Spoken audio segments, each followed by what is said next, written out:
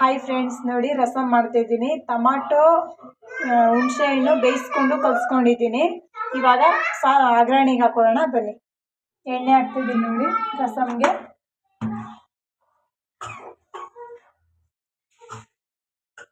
ಸ್ವಲ್ಪ ಸಾಸಿವೆ ಹಾಕೊಳ್ಳೋಣ. ಸಾಸಿವೆ ಇದು ಮೇನ್ ಆಗಿರಬೇಕು, ಯಾಕೆಂದರೆ ಖಾರ ಕೊಡಬೇಕಲ್ಲ ರಸಮ್, ಅದಕ್ಕೋಸ್ಕರ.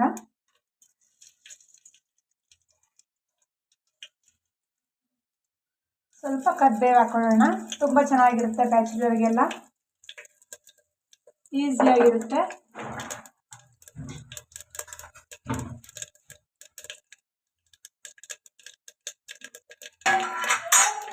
ಇವಾಗ ಮೆಣಸು, ಜೀರಿಗೆ, ಬೆಳ್ಳುಳ್ಳಿ ಹಾಕಿ ಕುಟ್ಕೊಂಡಿದ್ದೀನಿ, ಅದನ್ನು ಹಾಕ್ತಿದ್ದೀನಿ ನೋಡಿ.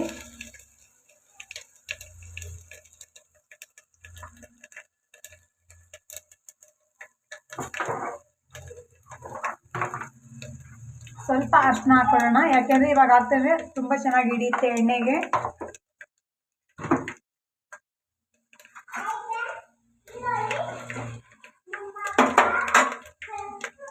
ಇವಾಗ ಹಾಕ್ತೇವೆ.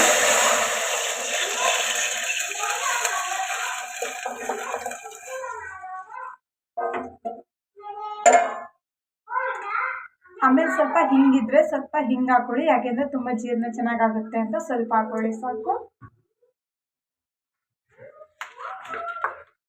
ಕಲ್ಲುಪ್ಪು,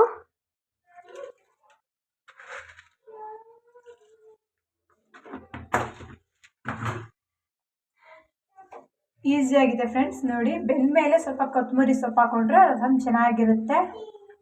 ಆಗಿದೆ, ಜಾಸ್ತಿ ಕುದಿಸೋದು ಬೇಡ, ಟೇಸ್ಟ್ ಇರಲ್ಲ. ನಾನು ಆಲೂಗೆಡ್ಡೆ ಪುರಿಯಲ್ಲಿ ಮಾಡಿದೆ, ಚೆನ್ನಾಗಿದೆ ನೋಡಿ.